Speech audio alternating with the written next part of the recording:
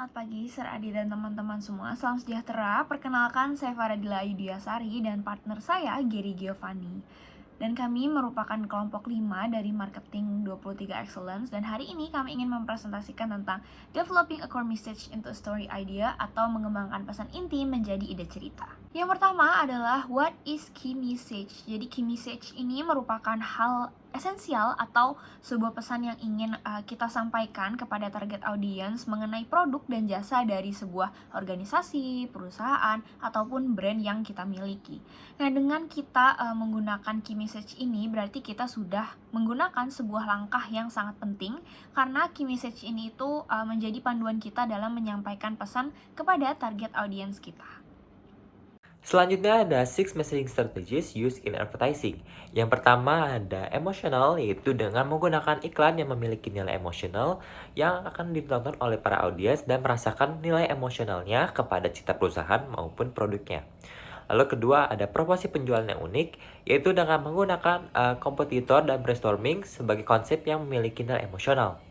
Yang ketiga ada generik, yaitu strategi yang memfokuskan untuk menjual produknya tersebut daripada brandnya. Contohnya seperti iklan dari shampoo Pantene Fit Keanu, itu dengan menggunakan Keanu sebagai talentnya, maka para penonton akan memiliki niat untuk membeli produk itu tersendiri. Selanjutnya ada positioning, yaitu dengan mengidentifikasi sebuah brand tertentu dengan kompetitornya. Contohnya seperti Head and Shoulder itu kan memiliki produk shampoo anti ketombe. Dengan itu, Head and Shoulder harus memiliki keunikan agar melebihi dari kompetitor-kompetitor lain yang menjual produk shampoo anti ketombe. Selanjutnya ada brand image, yaitu iklan yang bertujuan untuk membangun cita perusahaan yang berujung pada membangun cita produk. Contohnya adalah iklan yang dilakukan oleh Aqua Lestari untuk melakukan penggunaan daur ulang limbah plastik yang disebabkan oleh sampah minuman plastik. Yang terakhir ada preemptive, yaitu sebuah perusahaan memilih untuk menjadi yang pertama untuk ngeklaim produk ataupun layanannya. Itu klaim ini berlaku untuk pesaing perusahaan, tetapi juga merek ini melakukan brand pertama yang menggunakan produk ini sendiri atau layanan itu sendiri. Selanjutnya ada kreatif strategi. Apa sih kreatif strategi itu? Jadi kreatif strategi ini tuh adalah cara pemasar atau advertiser menerjemahkan atau memberikan pesan mereka ke dalam sebuah komunikasi tertentu. Nah, kreatif strategi ini juga bisa diklasifikasikan secara luas sebagai informasi atau transformasional. Tapi tentunya ya, kreatif strategi ini juga bisa membutuhkan hasil yang efektif agar pesan bisa tersampaikan dengan baik kepada audiens. Efektivitas komunikasi ini bisa dilihat dari mana?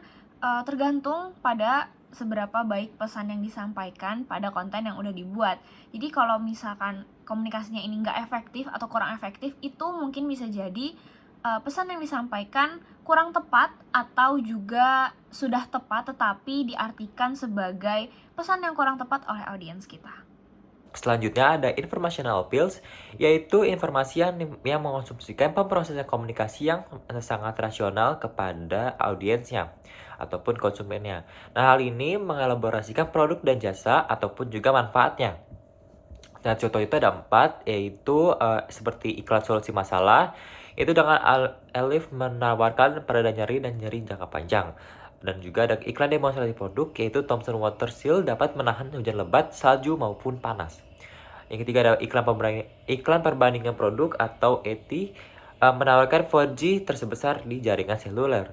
Dan yang terakhir ada testimonial dari endorser yang tidak dikenal ataupun selebriti. Itu contohnya seperti fenomena NBA LeBron James yang melemparkan McDonald, Apple, dan Samsung. Apa itu transformational appeals? Transformational appeals ini merupakan hal yang fokus bukan pada produk atau gambaran produk yang berhubungan, tetapi menggambarkan seperti apa orang yang menggunakan merek itu atau pengalaman hidup yang bisa didapat dari pemakaian merek tersebut. Contohnya seperti iklan tolak angin dengan slogannya yang orang pintar minum tolak angin. Nah, kalimat tersebut mengandung unsur pengertian bahwa orang yang membeli tolak angin merupakan orang yang pintar karena mereka memilih produk yang tepat untuk mereka. Nah, sesuai dengan slogannya juga, tolak angin ini dianggap sebagai produk dalam negeri yang pas untuk dikonsumsi orang-orang. Buktinya, orang pintar minum tolak angin. Selanjutnya ada the following outline summaries the key point in a typical brief. Nah, itu ada pertama adalah masalah yang diselesaikan dapat menggunakan komunikasi. Yang kedua ada menargetkan audiens dan juga wawasan utama tentang sikap dan perilaku audiens. Ketiga ada posisi merek dan keputusan merek lainnya seperti kepribadian dan juga citra. Keempat, ada tujuan komunikasi yang menentukan respon yang diinginkan terhadap pesan oleh target audiens dan dapat menjual ide pesan yang akan memotivasikan target untuk merespon.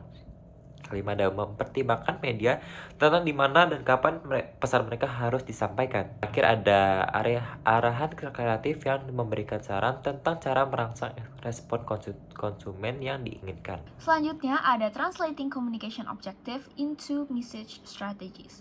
Nah, di dalam hal ini kita itu harus mengidentifikasikan dulu tujuan komunikasi kita, nah baru menerjemahkan atau mengaplikasikannya ke dalam sebuah strategi. Misalnya kita mau membuat iklan untuk meningkatkan reservasi di sebuah hotel. Nah, maka strategi yang bisa kita lakukan adalah dengan menekankan di sisi emosional para pelanggan. Dikarenakan seluruh pelanggan di dunia tentunya suka sekali disambut, dihargai, dan merasakan pelayanan yang kita berikan itu nyaman seperti layaknya mereka ada di rumah.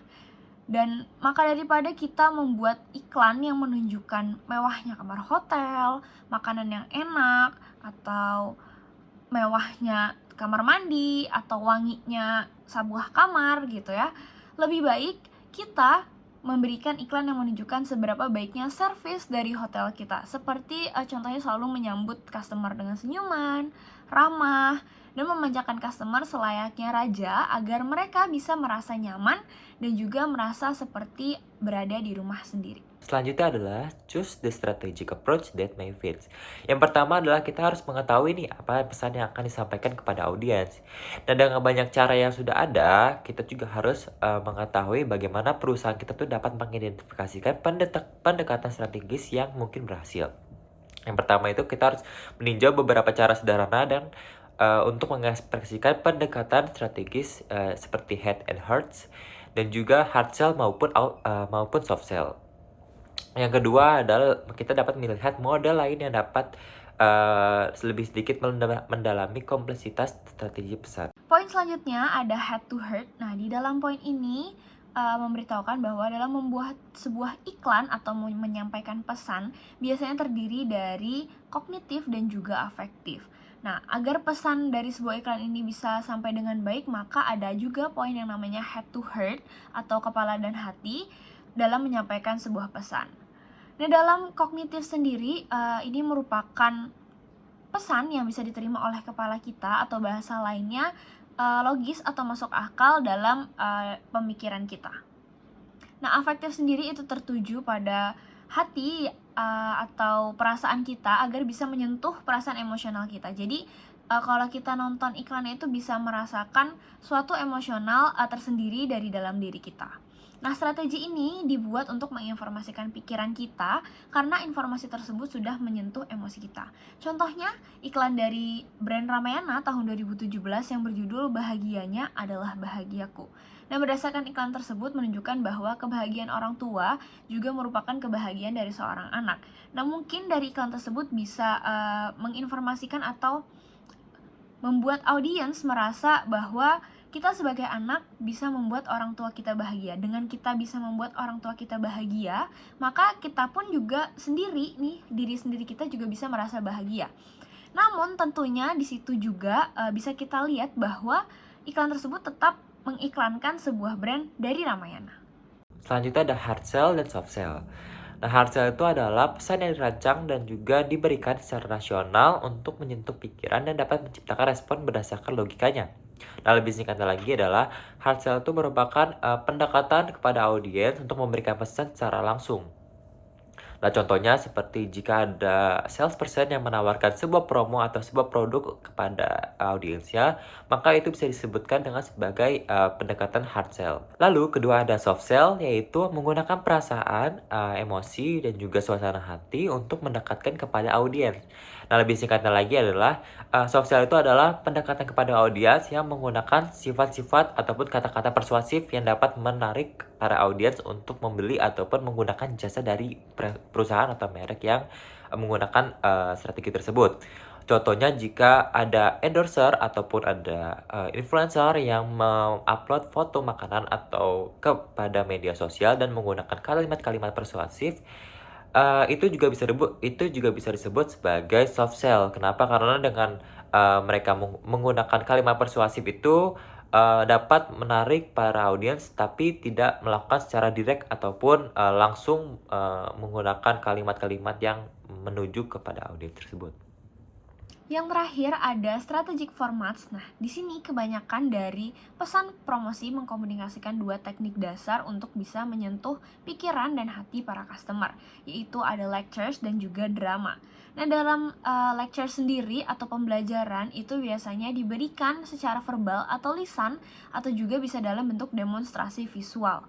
Nah, biasanya di dalam lectures ini juga pembicara menggunakan teknik seperti argumen untuk membujuk para audiens. Nah, kalau di dalam drama sendiri itu kita bergantung kepada audiens untuk membuat kesimpulan tentang brand yang kita promosikan ini.